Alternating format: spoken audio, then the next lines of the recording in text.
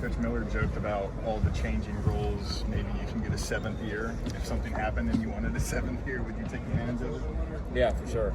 And I mean, you guys are all laughing, but like it's a legitimate chance. Like there was some truth to it.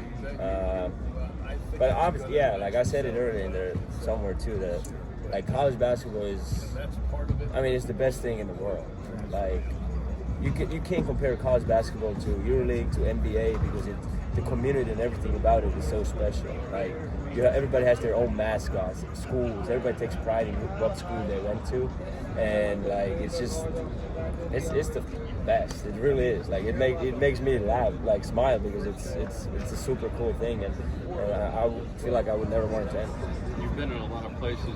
You were at West Virginia. You mentioned you played for Coach Huggins there. You've seen his spirit in that, and he was a Cincinnati guy. Is that part of the attraction to come to Cincinnati? Yeah, for sure. I mean, you always want to be in a school where people care about basketball, and the fans love the school and everything. And I mean, I don't think there's a better example than Cincinnati. Super rich history about basketball. People care. All those things combined. Day-Day, Coach talked a little bit about how shy you were when he first met you in that office in Kilgore. How much has this program meant to you over the last couple of years, and when it comes to the development of you both on and off the court? It's been great. Just being here and growing up, just coming from JUCO and coming to Division I, just getting adjusted to everything, just building that bond with Coach Miller, on and off the court. Also, just him pushing me to be the best version of me, and me being a leader for the team. I joked with Kerr a little bit earlier how much back and forth has there been between you two in regards to that West Virginia-Cincinnati game here a couple years ago in the tournament when you guys were going back and forth. We was just talking about that, actually, because he shot a three, man. It was like right here. No, it's the other corner right there. He shot a three, and his hand was like this, and I tried to flick his hand up, but he grabbed my hand and started talking trash. So we had a moment. We held hands. Yeah. I made a shot in his face, and then we had that special bond moment, and here we are. Yeah. But nah, it's just two guys that are real competitive, and just love the game of basketball. I got the passion for it. How much did that help your transition, having seen a lot of these guys already? Sorry? How much did that help your transition, having seen some of these guys already? Yeah, it does help, because you know that they're like, what are they about? And obviously you're doing scouting, and they're saying, yeah, this dude winning plays, all that stuff. So obviously we've been around, so you start like remembering all that stuff. And like once I hit the portal, I mean, it was pretty easy decision for me in terms of when I knew that Day-Day is going to stay. Also, like you want to have a good kind of. I feel like I'm Day-Day right now. No, I'm kidding. I'll just leave it at that. Day-Day, it takes a certain kind of person to go through the grind of a junior college season. Does that time at Kilgore make you appreciate all the stuff that you get to take advantage of at Cincinnati, like massage chairs in the locker room and all that kind of stuff? I take advantage of everything at Cincinnati. Because, JUCO, everything really is based on what you can do for yourself. Because you don't really have trainers like Bob at JUCO. You got even like I say like teammates like Kerr and Moustapha. Like everybody just there for themselves. But I treat it as a whole, as a team, just playing for my school. Not a lot of chartered flights at JUCO. Yeah, nah, you ain't. It's great, fans only. You might get a bus if you make it a hunch. Moustapha, for those who don't know, when did you start playing basketball? And are you surprised that you're at the level that you're at right now? I started playing basketball when I was 14, going to my 15. So that year I didn't really play basketball, but when I hit my 15 years old, I was like really playing and practicing and working out and stuff like that. And I would say it's not really surprising, because once I started playing basketball, I was working hard, every day, trying to get better. So I knew already that like I'm gonna get somewhere, and which I'm still working on, trying to get somewhere. Day-Day, you were supposed to be here last year for media days. Walk us through what it's like to actually be here now. You weren't able to attend last year. What's this been like for you out here this year? I'm all for it. I didn't expect it to be nothing like this. come in. You know, this is my first time here at Media Days. So just talking comfortable, just being me. I do what I do. And we gotta ask, is a puppy going home on the flight with any one of you I guys? wish, I'm not gonna lie. I seen a brown, I think, a little tan or something like that. I do want to take one. Moustapha, was there a moment or a game when you were 14, 15 that you really played really well or had a huge dunk that you decided this is what I want to pursue? You know, back in my home, we don't really like play real games. We just like working out, you know, going up and down the court, just playing some basketball, you know. But when I hit 15 and I started playing basketball, and my uncle come watch me one day, he was like, I think you can be really good, you know, the way you skill and stuff like that. So I was like, I really got to take this serious and try to get better. How does Coach Enjoy's background and playing experience and all that help you? He obviously been in the NBA, so he been teaching me a lot of good things. And I actually went to his brother academy when I was in Flying Star. So I was there for a year and a half. Then I came to the state. But since I got to the state, you know, he been teaching me a lot of good things, teaching me how to be a pro and all this stuff. So I think it's been a really good important. Moustapha, since coming to Cincinnati, you've really changed your body. I think you said you added about 10 to 15 pounds this offseason.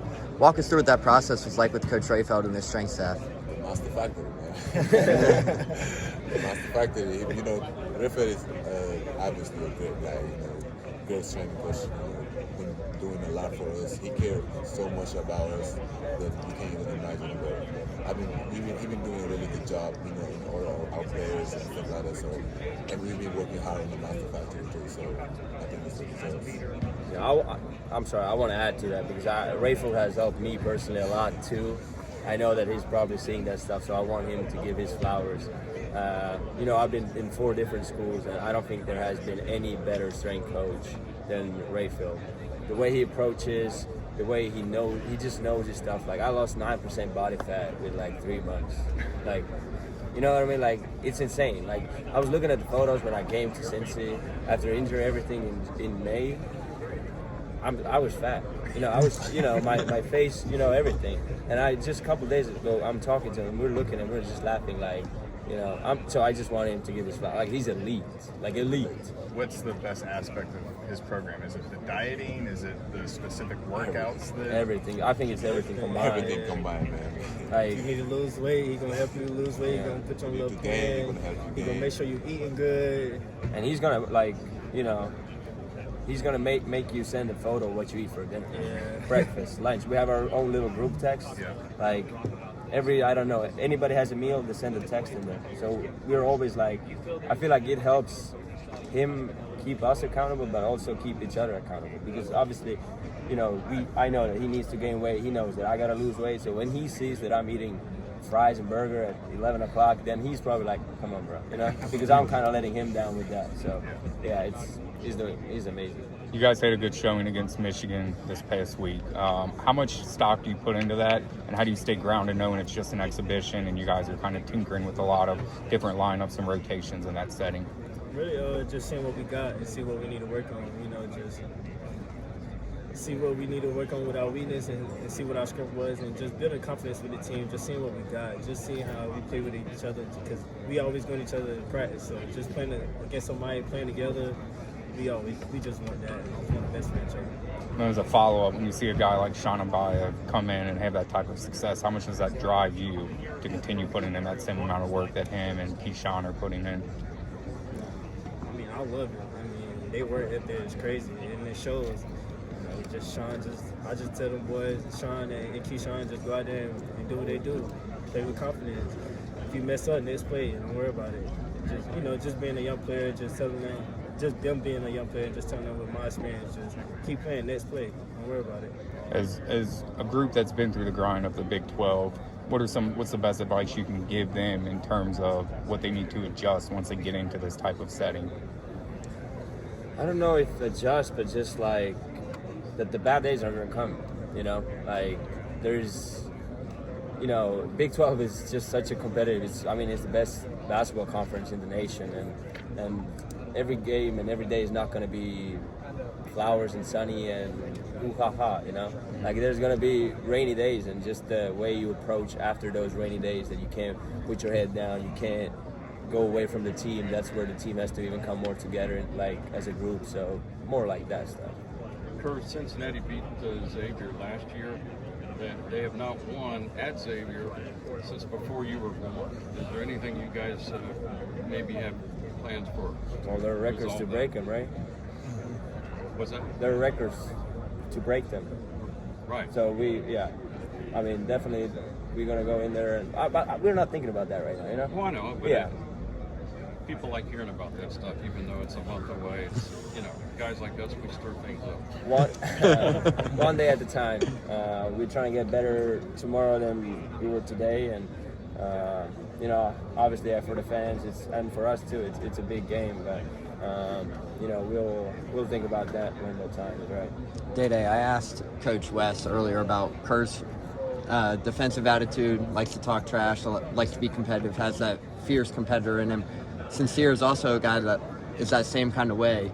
Who has the bigger competitive edge and who talks the most trash between Kerr and Sincere? I'm not gonna lie, I don't know. That's a tough question because Kerr, he take a lot of charges. So when Kerr take a charge, he going all out screaming, smacking the ground. It's Sincere, he do the same thing. So I don't know. That's tough. I don't really talk in practice like. Nah, What up, Bruce? Hey, that's my guy from Arizona. I was gonna see if you remember me. Yeah, the for most sure. annoying reporter in Yeah, Arizona. no, that's fine. Somebody has to be. No, I'm just kidding. I'm just kidding. Go ahead. I'm sorry. But I don't really talk in practice. Like during the games, I get really amped up. But But I do add to that with Sincere that he's like, he's ringing that. Like, He gonna talk to you. yeah. How much does that rub off on you guys? Help us. We need that. We gotta push each other. Help us get better. You see him smack the floor the first time in fifth third. Come 2 weeks, what's your guys' reaction going to be? I'm with him. We got your back. We with you. Hey, Kerr, speaking of, I know you get asked this all the time, but just curious if you reflect on this 6th year you're in and how it feels. And, does it seem crazy to you even? Or, No, I think it's freaking awesome. yeah. I think like it's my freshman year. The excitement is the same. Experienced more than I was then. In a better shape than I was then. So I feel like I just got here. Yeah. How would you say you picked up things at each stop? You played for 2 coaches at U of A, and then West Virginia, Kentucky, and now you're here. Yeah, every coach that you play under or every school, life teaches you different lessons, and I don't like to compare them because every stop has shown something that you didn't know or anything. So I'm just very thankful that I've had a chance to be at 4 different schools. People look at it like, he team hopper, all that stuff. You know what I mean? But I look at it a different way, that I had a chance to do that, and my story is different than everybody else's story. Data's story is different. Moo's story, I'm not gonna get. It's amazing. Like, you guys should really, like, as I'm helping you guys out, you guys should ask about his past. We saw videos of this dude when he was 15 working out back in Africa. Where is he from? I mean, you're gonna, like, tears gonna start coming because you're like, there's no freaking way that he's right now in Big 12 in a very, very good team in a leadership role. Like, it's very special. How about last year and that injury too? Did that change anything in your perspective? Yeah, it brought more hunger to me. I got a little break from basketball, and it was hard to be without basketball. And when you're without it, like, it just brings the hunger, and you just want to get back out there.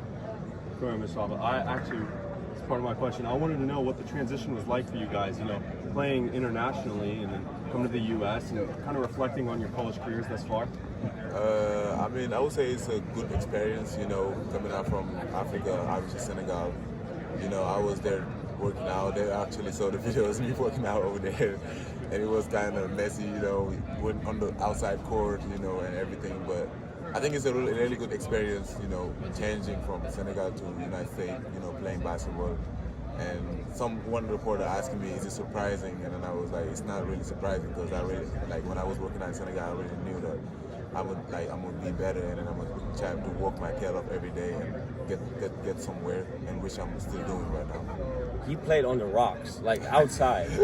like this is true. Like we saw the video. Yeah, he riding the bike to the court. To the court, like you fall down on the court, your knees are bleeding. Yeah. You know? Probably Coach West was telling them the story because he went to Senegal this summer and he saw my my old club.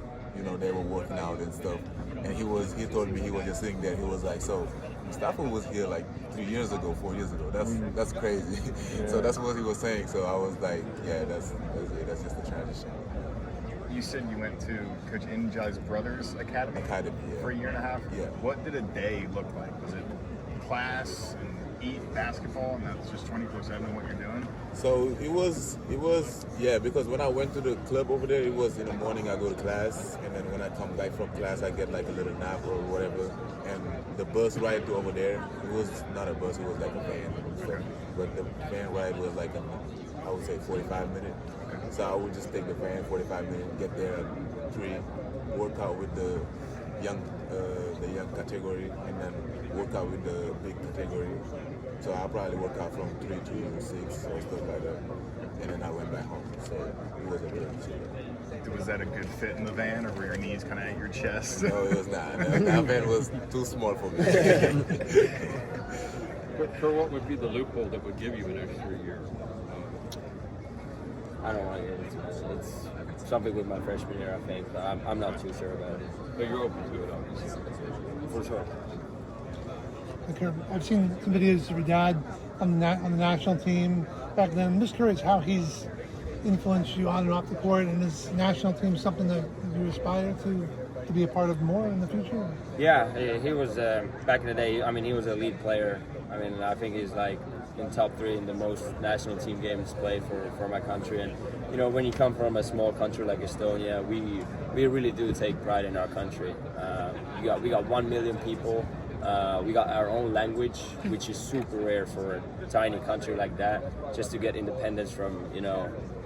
Now I'm going historical, but yeah. Anyways, he has set like a good foundation for me. How I always saw growing up, how he played and everything. So yeah. I know he named you this. You probably told the Steve Kerr story 100 times, but I'm just curious, have you ever actually had an ongoing relationship with Kerr? Yeah, I've personally met him a couple of times. He came down to Arizona one time, and then we had a couple of games up in San Francisco, so we went to the game, and he actually spoke. I believe, correct me if I'm wrong, but I believe you put Kerr on the back of your jersey. Is there a story behind that? I don't know. I just felt like putting my first name, and then I just kind of kept it, you know. Yeah. So that's what it's going to be this year? Yeah, I got Kerr on my back now, too, and yeah, I'm just riding it out. Thanks, guys. Thank you.